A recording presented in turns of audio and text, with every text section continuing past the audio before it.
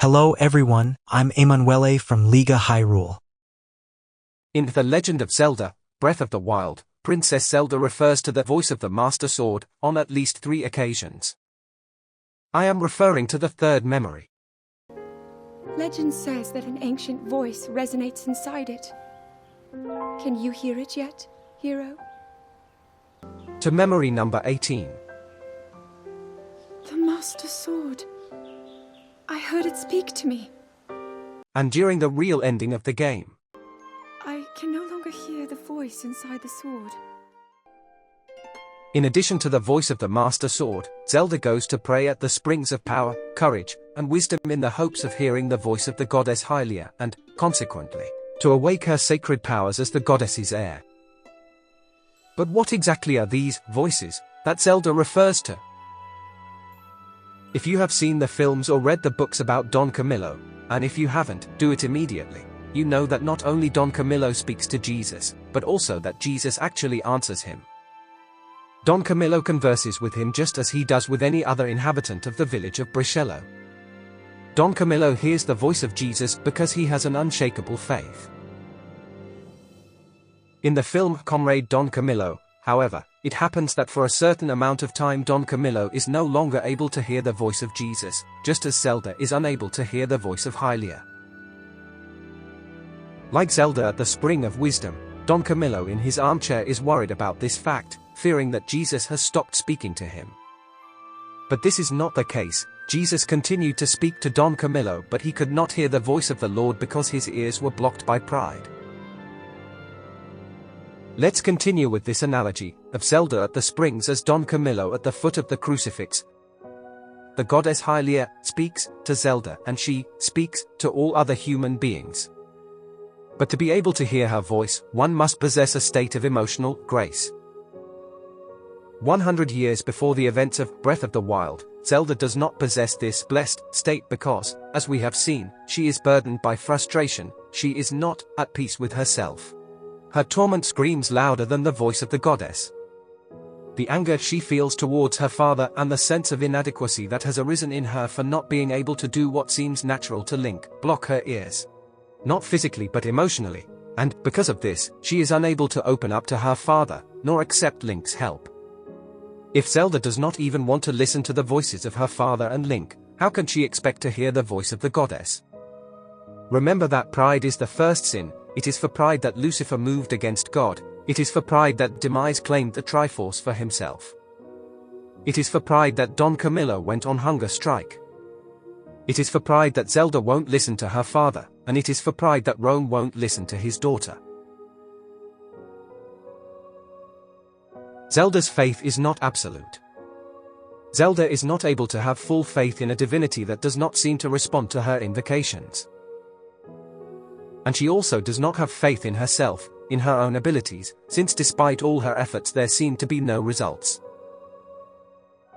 Zelda puts more faith in machines, and this is one of the reasons why, despite the intense effort she certainly puts into praying, she cannot abandon herself completely to faith. Zelda thinks there is an escape route, a shortcut, the technology, to defeat the calamity. But this easy way does not exist. It is an illusion that Zelda has created in her own mind to overcome her own sense of inadequacy. To be able to hear the voices of the spirits and the goddess, it is not necessary to possess the souls of the hero and the goddess like Link and Zelda.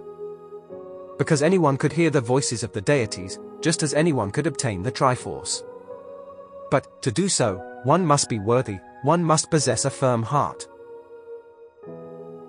Zelda is certainly predisposed to hear the voice of the goddess, but to do so she must believe, without hesitation. Instead, Zelda has closed herself in a negative defensive bubble, made up of pride, a sense of frustration and inadequacy, and the illusion that something else could defeat the calamity for her. But that task is hers alone, and she is the only one who can, and must, fulfill it. The inability to hear the voices of the deities may also be due to the weakening of the Hylian lineage as indicated in Hyrule Historia. Breath of the Wild is set more than 10,000 years after Ocarina of Time, a huge amount of time that could have led to this consequence. But there is no reference to this in the game. In fact, even the Gerudo have long ears. As for the voice of the Master Sword, I don't think it's correct to refer to Faye outside of Skyward Sword, but rather we should use the expression, Spirit of the Master Sword.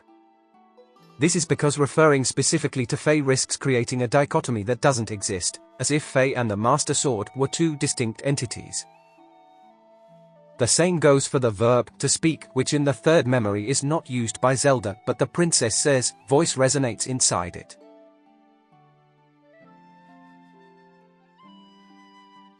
Although Jesus speaks to Don Camillo, it is more common for spirits, angels, and deities, both in our world and in Hyrule, such as Lanayru and Valoo or the Archangel Gabriel, unless they showed themselves in physical form to people worthy of seeing them, rather than speak, they suggest, inspire, offer an insight to those who listen to them.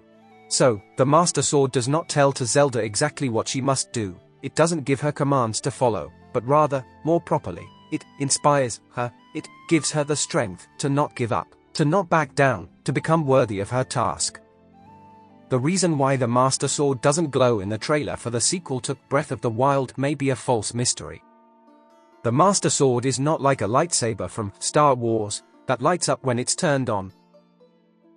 Nor is it like Bilbo's sting that lights up if there are orcs around. In Breath of the Wild, the Master Sword lights up when its power is at its maximum, perhaps just for gameplay reasons, so that it can be visibly distinguished from when it is discharged. In the other games this does not happen. In Ocarina of Time, it lights up before dealing the final blow to Ganon.